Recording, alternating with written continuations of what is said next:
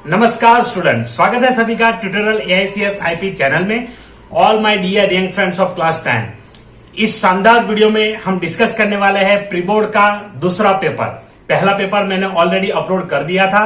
अगर आपने video miss किया है तो आपको प्लेलिस्ट में मिल जाएगा, आप वहां से देख सकते हैं। इस वीडियो में मैं लेकर के आया हूं pre board 2, question paper of pre board 2। तो चलिए वीडियो को शुरू करते हैं। वीडियो शुरू करने से पहले अगर आप चैनल पे नए हैं, पहली बार चैनल पे आए हैं, पहली बार मेरा फेस देख रहे हैं, तो चैनल को सब्सक्राइब जरूर कर लीजिएगा, ताकि आपको यहाँ पूरे कंसेप्ट वाइज डिटेल में और प्रैक्टिकल नॉलेज के साथ साथ जो इंपॉर्टेंट चीजें एग्जाम में आने वाली है, कुछ सीखना चाहते हैं, लर्न करना चाहते हैं, तो यहाँ पे आपको बहुत सारी चीजें मिलेगी और यहाँ आप कुछ ना कुछ लर्न कर पाएंगे मेरे चैनल के वीडियोस के मदद से। तो चैनल को सब्सक्राइब जरूर करिएगा और अगर वीडियो अच्छा लगे तो लाइक भी कर दीजिएगा और अपने दोस्तों के साथ शेयर करना मत भूलिए। चलिए वीडियो को शुरू करते हैं और देखते हैं ये क्वेश्चन पेपर। तो यहाँ पे स्क्रीन पे ऑलरेडी अवेलेबल है सबसे पहला क्वेश्चन। यहाँ पे प्री बोर्ड मैंने पहला एक ऑलरेडी डाल दिया था, सारा पैटर्न भी मैंने एक्सप्लेन कर दिया है कि सैंपल पेपर में कैसे आया था, क्या है। तो वो चीजें हम इसमें कवर नहीं करेंगे, हम इसमें सिर्फ देखेंगे questions and answers. So done and let's we go. तो सबसे पहला क्वेश्चन यहाँ पे जैसे आता है, answer any 4 of the given 6 questions. जो पहला पार्ट है यहाँ एम्प्लॉयबिलिटी स्किल्स में से यहाँ पे पूछे गए क्वेश्चंस, वो यहाँ पे आपको पहले पार्ट में मिलेंगे। तो देखिए यहाँ पे सबसे पहला question, which of the following helps to overcome from communication barriers. Your options are option number A physical disabilities, option number B avoid listening, option number C use harsh language and option number D constructive feedback. So these options are there, A, B, C, D. So which is the correct one? So here the answer is constructive feedbacks, because all other 3 things are communication barriers actually. So that we cannot overcome with that. If you want to overcome with that communication barriers, you have to accept the constructive feedback, or you have to give. Sometimes if you are giving, and sometimes if you are communicator, that time you have to find out that constructive feedbacks. Next question is that which of the following can be considered as a consequences of performance. तो यहाँ performance जो होगा उसका जो परिणाम क्या होने वाला है, इसमें से कौन सी चीज परिणाम आप एज ए परिणाम ले सकते हैं, एज ए रिजल्ट ले सकते हैं। Option number A message, option B feedback, option number C communication barrier and option number D encoding and decoding. तो यहाँ पे देखिए स्टूडेंट्स, आप जब भी आंसर लिखते हैं, मैंने बोला है कि आप केबीसी खेलिए, जिस प्रकार से मैं आपको क्वेश्चंस दे रहा हूं उसी प्रकार से, और यहाँ पे 50-50 कर दीजिए। सबसे पहले 50-50 करिए, उसके बाद आप एक नतीजे पर पहुंचिए और आंसर लिखिए। तो इससे क्या है कि काफी कुछ सुधार आपके 1 मार्क वाले क्वेश्चंस में आ जाएंगे, एमसीक्यू वाले क्वेश्चंस में आ जाएंगे। तो यहां अगर हम 50-50 करेंगे, तो चलिए यहां कैसे 50-50 करेंगे मैं आपको ट्रिक देता हूं। देखिए यहाँ पे कम्युनिकेशन बैरियर्स, एनकोडिंग, डिकोडिंग, तो ये कभी भी रिजल्ट नहीं हो सकता। कम्युनिकेशन बैरियर्स कभी भी हमारा रिजल्ट नहीं हो सकता, वो इन बिटवीन प्रोसेस भी होता है। एनकोडिंग, डिकोडिंग, एनकोडिंग स्टार्टिंग में होता है, डिकोडिंग लास्ट में होता है, तो ये भी प्रोसेस के अंदर आ गया। तो अब हमारे पास बचे हैं सिर्फ 2, मैसेज एंड फीडबैक। तो मैसेज क्या होता है, वो कम्युनिकेटर सेंड करता है, वो होता है। तो इसलिए ये ऑप्शन भी यहाँ पे करेक्ट नहीं हो सकता। तो आपके पास बचता है सिर्फ option B and that is the correct answer. तो आपको समझ में आ गया होगा कि आप कैसे ट्रिक करके एमसीक्यू के आंसर आप लिखेंगे। अगर ये ट्रिक आपको पसंद आई है, वीडियो को लाइक कर दीजिए। चलिए नेक्स्ट क्वेश्चन पे चलते हैं। The descriptive feedback help learners to understand what she और he needs to do in order to improve. तो यहाँ पे डिस्क्रिप्टिव फीडबैक किसे कहा जाता है, जैसे यहाँ पे आप कुछ पूछना चाहते हैं और अगर पूरा एक्सप्लेन करके पूछेंगे तो उसे हम कहेंगे डिस्क्रिप्टिव फीडबैक। मैं उसको एज ए डिस्क्रिप्टिव फीडबैक लूंगा और समझूंगा कि आपको एग्जैक्टली क्या चाहिए। आप अगर 1 वर्ड या 2 वर्ड लिखेंगे तो मुझे क्लियरली समझ में नहीं आएगा। तो जहां पे हम ऐसा पूरा एक्सप्लेन करके पूरा डिस्क्रिप्शन लिखते हैं, डिस्क्राइब करते हैं अपने प्रॉब्लम को, उसी फीडबैक को हम कहते हैं डिस्क्रिप्टिव फीडबैक। तो जो कम्युनिकेटर होता है या लर्नर्स होते हैं, उनको ये बहुत ही हेल्प करता है। तो इसलिए यहां पे सेंटेंस आएगा true. Next question is that the dash is symptoms of stress will help individuals to manage stress better. तो यहाँ पे स्ट्रेस को बेटर मैनेज करने के लिए कौन सी चीज काम में आ सकती है। First option is self awareness, that is the correct answer. Second, avoiding issue, तो इश्यू अवॉइड करने से कुछ नहीं होता।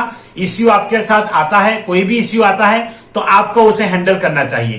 तो आप जितने अवेयर होंगे उतना ज्यादा आप बेटर उसको इश्यू को हैंडल कर पाएंगे। जैसे अभी कोविड का सिचुएशन है, अब जानते हैं क्या क्या प्रोटोकॉल हमें फॉलो करना है, तो अगर हम फॉलो करेंगे तो ऑटोमेटिकली वो ट्रीट हो जाएगा, हमें उतना दिक्कत नहीं रहेगा, या तो हमें उसका इन्फेक्शन लगने के चांसेस कम हो जाते हैं। तो ये है ऑप्शन सी यहाँ पे दिया है। ओवर थिंकिंग करने से कुछ नहीं होगा। कोई भी इश्यू आया, हम अगर सोचते ही रहेंगे तो सोचते ही रह जाएंगे। तो इसीलिए हमें वो ओवर थिंकिंग बिल्कुल नहीं करना है, उस मैटर के बारे में बिल्कुल सोचते नहीं रहना है। हम सेल्फ अवेयर होने चाहिए कि क्या करना चाहिए।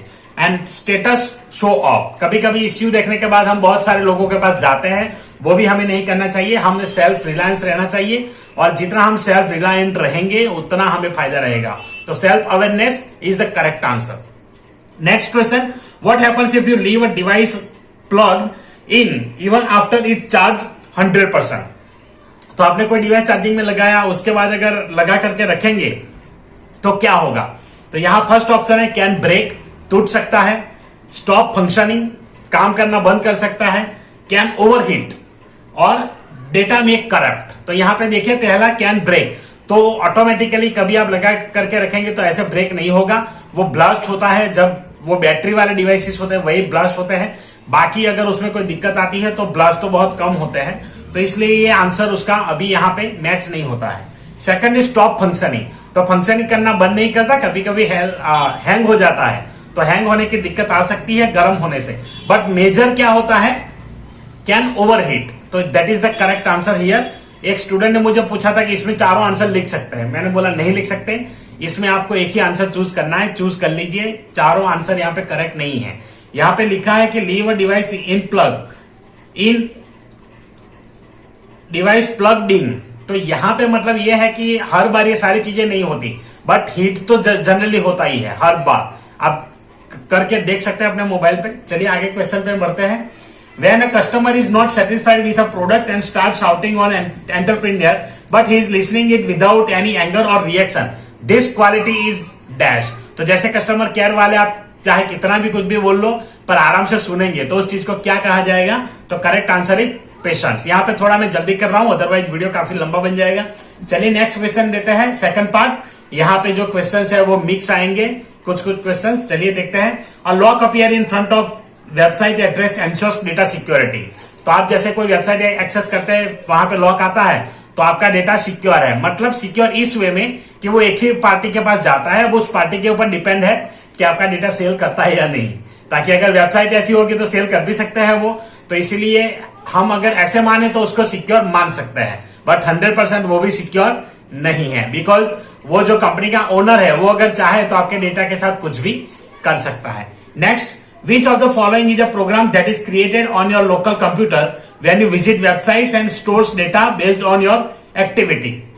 तो यहाँ पे 4 ऑप्शन देके रखे हैं, authentication, web app, web browser और कुकीज। यहाँ पे कुकीज ऑप्शन नीचे आ गया, इमेज वहां पे है साइड में इस वजह से। तो यहाँ पे देखिए ये क्या है कि एक फाइल स्टोर होती है, उसे हम कुकीज कहते हैं। तो वो सारी आपके सेशन की जो इंफॉर्मेशन है वो स्टोर करेगा। आपने जो वेबसाइट यूज की है उसके बारे में जो लॉगिन डिटेल, ट्रांजेक्शन डिटेल होते हैं उसको स्टोर करता है फाइल। तो यहाँ पे आंसर आएगा cookies. Next question, which of the following software help you to protect your computer system from malware attacks? तो आपको मेलवेयर से अगर प्रोटेक्ट करना है अपने सिस्टम को तो आप क्या यूज करेंगे? एंटीवायरस। तो आंसर यहाँ पे आएगा antivirus. Firewall, key loggers, RDBMS software, these are different software, उनका पर्पज अलग है। Next question, dash is the immediate assistance provided to the injured to save life and minimize the health loss till the proper medical treatment provided. तो यहाँ पे जब तक treatment नहीं मिलती है तब तक हम क्या करते हैं? तो उस चीज को हम कहते हैं फर्स्ट एड। तो फर्स्ट एड यहाँ पे करेक्ट आंसर है। Next, dash refers to unplanned event that may happen all of sudden and may lead to unwanted or unprecedented results. तो ऐसा क्या होता है? एक्सीडेंट। आपने सोचा भी नहीं होगा ऐसा हो जाएगा, तो उसे हम कहते हैं अनप्रेसिडेंटेड। तो यहाँ पे अनप्रेसिडेंटेड सिचुएशन कब आएगा, रिजल्ट ऐसा कब आएगा? जब एक्सीडेंट होता है, जो ऑल ऑफ सडन हो जाता है, हमें पता ही नहीं होता, तो वो सारी चीजें एक्सीडेंट में काउंट होती है। Next question, emergency refers to any unexpected situation that needs immediate attention and action. So this is true over here. तो इसी को हम इमरजेंसी कहेंगे। कि आपका तुरंत ही मतलब एकदम जल्दी उसमें अटेंशन चाहिए, अदरवाइज प्रॉब्लम आ सकती है, तो वो इमरजेंसी हम इसे कह सकते हैं। ऐसे सिचुएशन काफी बार आती है। नेक्स्ट क्वेश्चन 3, यहां पे आपको 6 में से 5 के आंसर लिखना है और ये आपके आएंगे मिक्स में मतलब ये जो है अभी आपके रहेंगे डिजिटल डॉक्यूमेंटेशन के ऊपर। पहला हमने वेब एप्लीकेशन एंड सिक्योरिटी लिया, जो सैंपल पेपर में वैसे ही दिया था वैसे मैंने यहाँ पे लिया है। तो इस पार्ट में हम देखेंगे डिजिटल डॉक्यूमेंटेशन के क्वेश्चन। तो सबसे पहला यहाँ देखिए, Aditi is working on a document and she applied a style from an existing paragraph styles but she don't know about the command which she applied, which of the following command she applied. तो यहाँ पे उसने कोई command apply कर दिया लेकिन भूल गई कौन सा कमांड था, उसका नाम क्या था। तो आप इसमें से करेक्ट आंसर इसका चूज करिए कि कौन सा कमांड उसने अप्लाई किया होगा। तो यहाँ पे क्रिएट स्टाइल फ्रॉम सिलेक्शन, तो यहाँ पे स्टाइल तो क्रिएट नहीं कर रही, एग्जिस्टिंग स्टाइल यूज कर रही है। Option B drag and drop a style, तो ये आंसर करेक्ट है क्योंकि वहां पे स्टाइल ऑलरेडी अवेलेबल है, सिलेक्ट करके उसको अप्लाई कर रही है। तो अप्लाई किया मतलब ड्रैग एंड ड्रॉप ही होता है इनडायरेक्टली, तो वो आंसर यहाँ पे करेक्ट आएगा। स्टाइल मॉडिफाई नहीं किया है और स्टाइल को लोड भी नहीं किया है। लोड स्टाइल का अलग बटन है वहां पे, क्रिएट फ्रॉम सिलेक्शन वाले ऑप्शन में आता है, तो वहां पे लोड स्टाइल होता है, तो ये लोड स्टाइल भी नहीं है। Next question, you can directly drag and drop an image in document from browser. तो आप ये कर सकते हैं, ब्राउजर पे इमेज खोल दीजिए, उसको क्लिक करके सीधा MS वर्ड या तो जो भी डिजिटल डॉक्यूमेंटेशन सॉफ्टवेयर आप यूज करते हैं उसमें सीधा ड्रैग करके आप घुसेड़ सकते हैं। तो आप यहाँ पे कर सकते हैं, आपको जब भी डालना है कहीं से भी आपको उसको इंसर्ट कर देना है, आप कर सकते हैं विदाउट इंसर्ट कमांड, तो ये ट्रू है। Next question, you can insert picture from gallery icon from. तो गैलरी आइकन कहां पे आता है, इंसर्ट मेनू में। इंसर्ट मेनू में गैलरी आइकन नहीं होता है। टूल बार में आपको मिल जाएगा ओपन ऑफिस राइटर में। Then right click on page पे राइट क्लिक करने से इसका ऑप्शन नहीं मिलेगा और रूलर बार पे ये नहीं होती है चीज। चलिए next question, the horizontal and vertical placement of a graphic in relation to the chosen anchor point is known as dash.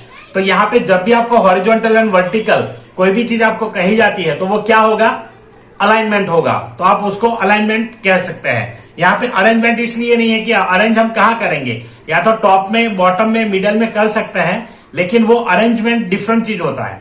Arrangement मतलब प्लेस करना उसको, यहाँ पे प्लेसमेंट तो लिखा है लेकिन एंकर पॉइंट के साथ कि लेफ्ट में, राइट में या कहाँ चाहिए, तो इसके लिए आप यहाँ पे करेक्ट आंसर लेंगे अलाइनमेंट। अरेंजमेंट इसलिए नहीं होता कि अरेंजमेंट दूसरी चीज को कहते हैं कि आपने कंटेंट ऑलरेडी रख दिया फिर उसको कहाँ अरेंज करेंगे। Next is which of the following tab in insert index table dialog box allows to format entries in the table of contents such as outline level, add or delete element etc. तो आपको कोई delete करना है element, कोई add करना है element, तो ऐसा आपको कौन सी टैब में ऑप्शन मिलेगा, insert index and tables option में। तो यहाँ पे आंसर है एंट्री। यहाँ पे सारे ऑप्शन में इसलिए नहीं पढ़ रहा, टाइम ज्यादा जाता, इसलिए मैं करेक्ट आंसर आपको बता रहा हूं, बाकी आप अपने हिसाब से सोच करके ऑप्शन सोच सकते हैं। You can also merge records from text files which is written in tabular form using mail merge.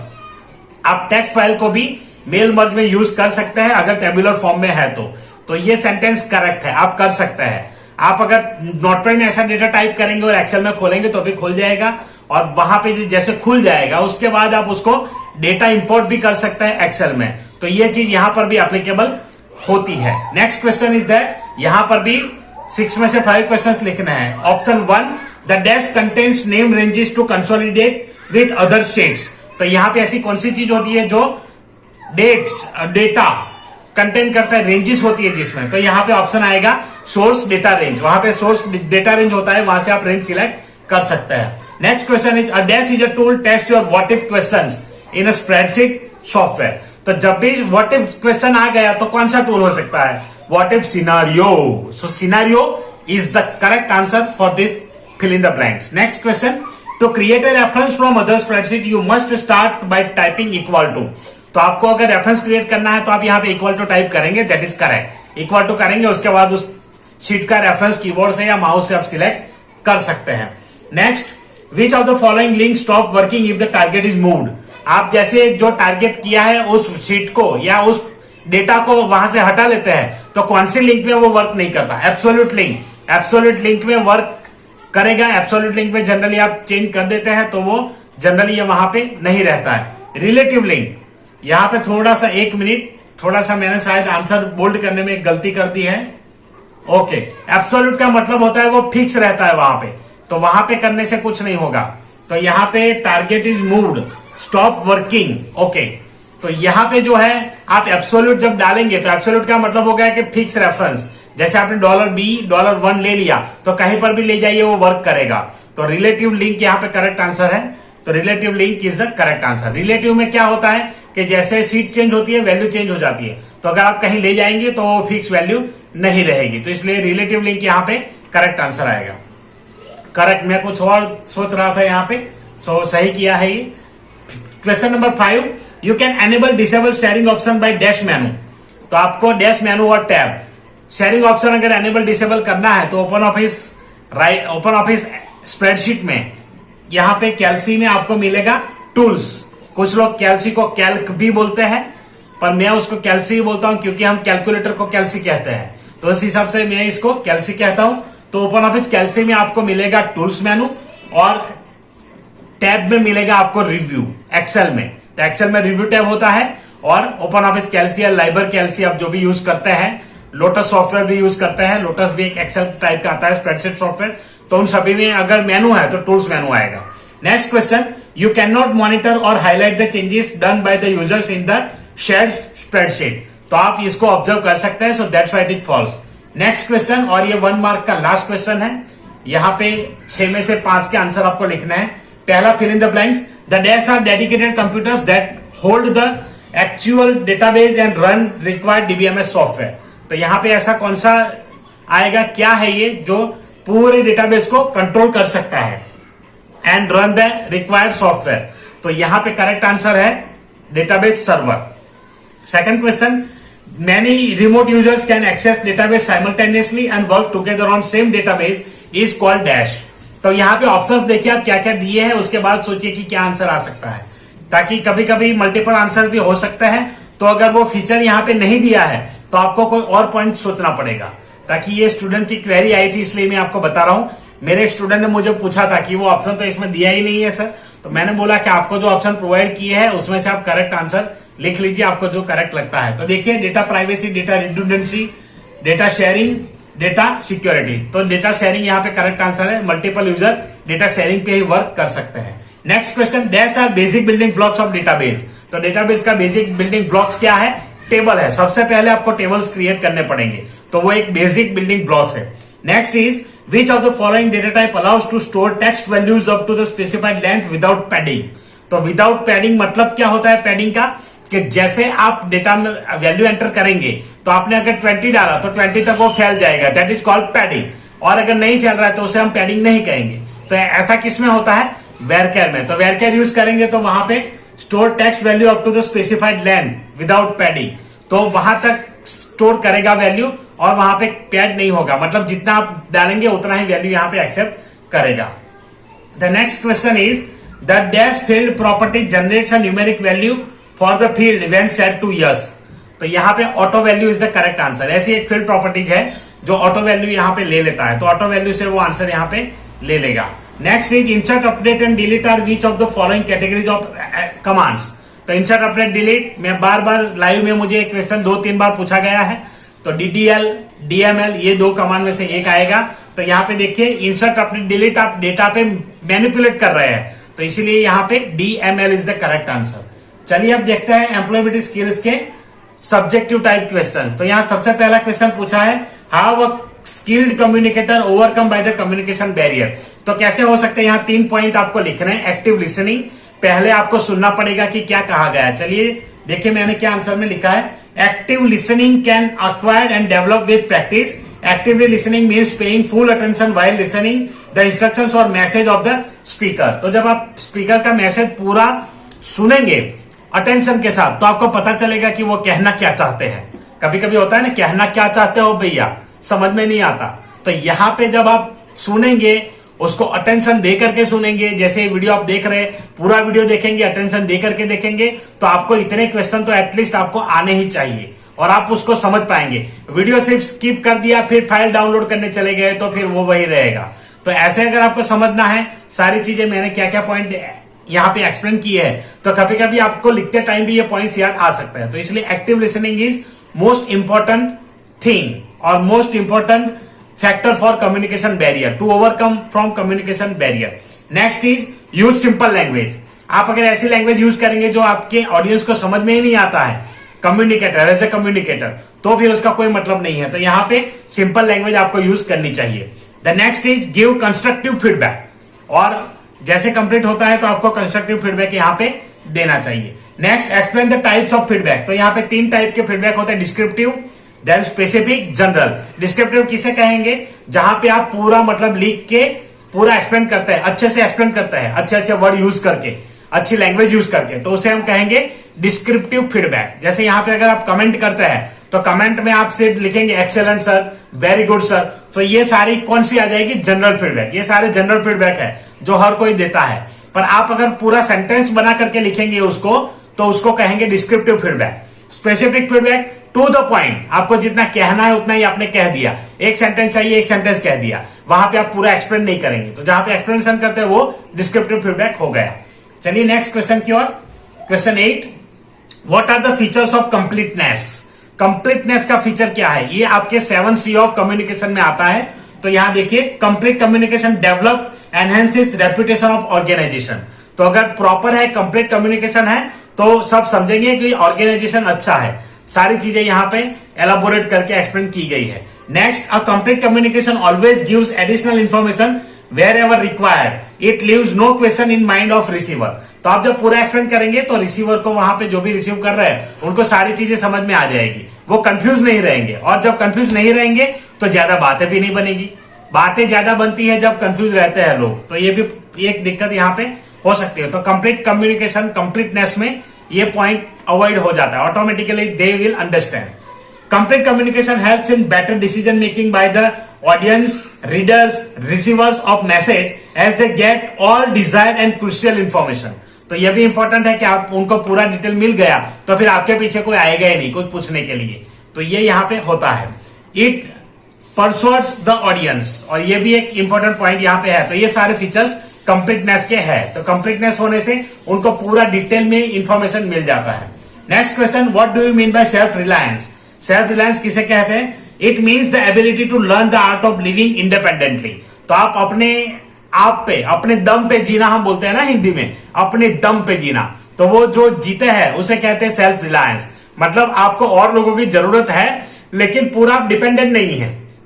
किसी से हेल्प मिला तो ठीक है, नहीं मिला तो भी ठीक है। तो ऐसे लोग जो होते हैं उनको बोलते हैं सेल्फ रिलायंट। तो ऐसे लोग होते हैं, सेल्फ रिलायंट लोग होते हैं। The one must take ownership of task assign and leave no stone unturn in accomplishing his task. कोई भी काम दिया जाए वो पूरा काम करते हैं, अपना 100% दे करके करते हैं और काम को पूरा करके निभाते भी है। तो ऐसे लोगों को सेल्फ रिलायंट लोग हम कहेंगे।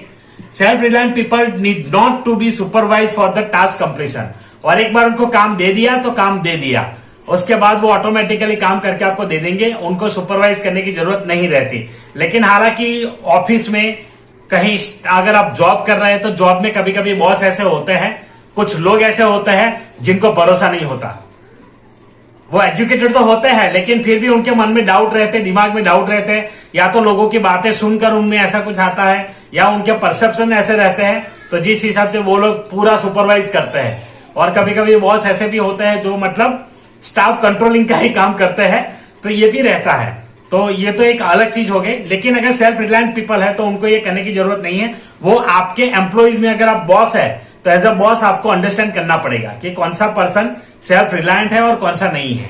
Next question, what do you mean bye sustainable development? तो यहाँ पे 2 डेफिनेशन मैंने लिए हैं, आप अपने हिसाब से भी यहाँ पे लिख सकते हैं। तो यहाँ पे पहला डेफिनेशन लिया है, according to world commission on environment and development, development which meets the needs of the present without compromising the ability of future generations to meet their own needs। तो ये एक डेफिनेशन हो गया है। सेकंड डेफिनेशन, यहां जो definition है same वही वर्ड आपको लिख देना है। Collins English dictionary defines sustainable development as the economic development that is capable of being maintain a steady level without exhausting natural resources. तो ये इसके डेफिनेशन है। अब देखिए यहाँ पे अपडेट स्टाइल के लिए क्या करना है उसके स्टेप से नेक्स्ट क्वेश्चन में। तो style and formatting window, format style and formatting आपको ओपन कर देना है यहाँ पे। उसके बाद वहां पे जाइए, जो भी पर्टिकुलर स्टाइल आपको यूज करना है, अपडेट करना है, उस पर क्लिक करके आप वहां पे क्रिएट स्टाइल फ्रॉम सिलेक्शन में जाइए, अपलोड स्टाइल सिलेक्ट कर दीजिए और जो भी चेंजेस करने हैं वो कर दीजिए। उसके बाद नेक्स्ट क्वेश्चन है right any fire safety rules. तो यहाँ पे कोई भी रूल्स आप लिख सकते हैं। पहला rule, fire escape plans must be installed at proper level, conduct regular drills, smoke alarms must be placed at proper intervals, keep workplace no smoking zone, maintenance of safety equipment must be taken care of regularly. तो ये यहाँ पे इसका answer आएगा। Write steps to create hyperlink in spreadsheet. तो hyperlink करने के लिए क्या करेंगे, पहले कर्सर रखेंगे, उसके बाद इंसर्ट हाइपरलिंक में जाएंगे, उसके बाद जो भी फाइल आपको लेना है वहां से सिलेक्ट कर लेंगे, जो भी ऑप्शंस आते हैं उसके हिसाब से, और लास्ट में आप अप्लाई कर देंगे तो ऑटोमेटिकली हाइपरलिंक क्रिएट हो जाएगा। Explain how to perform query with criteria. तो पहले आप क्लिक करिए क्राइटेरिया विथ डिजाइन। तो डिजाइन व्यू में क्राइटेरिया आप बनाएंगे, उसके बाद वहां पे टेबल्स ऐड करेंगे, टेबल्स ऐड करने के बाद फील्ड सिलेक्ट करेंगे, फील्ड सिलेक्ट करने के बाद जो क्राइटेरिया लिखा है वहां पे क्राइटेरिया हम लिख देंगे। तो यहाँ पे इसके बेसिक स्टेप्स हो गए।